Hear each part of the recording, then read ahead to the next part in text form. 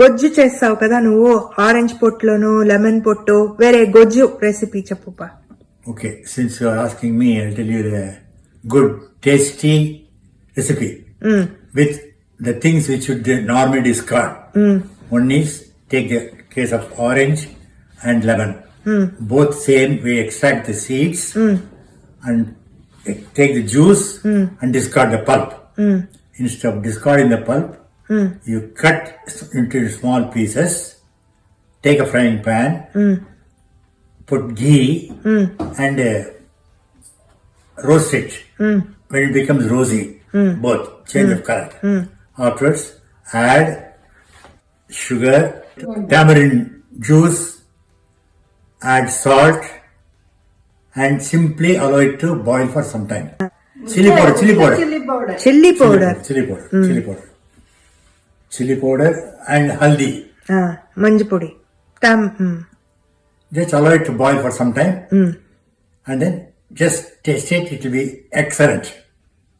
Super. Easy to make. 15 minutes, 20 minutes? 15 minutes. 15-20 It will minutes. become a Okay. little bit thick and store it. You can store it in the fridge for 1 month also. Just take 1 or 2 spoons daily.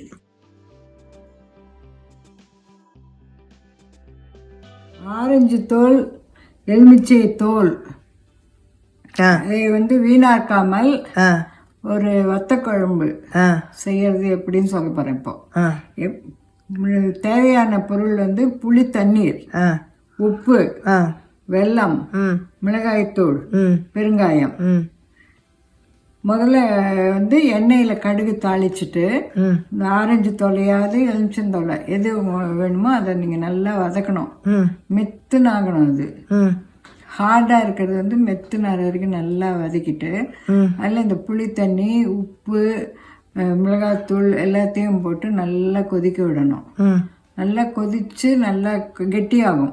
ரொம்ப நீர்க்க புளி தண்ணி கொஞ்சம் கெட்டியாகும். கெட்டியான உடனே அதில் பெருங்காயம், கருவேப்பிலை வேணும்னா போட்டுக்கலாம்.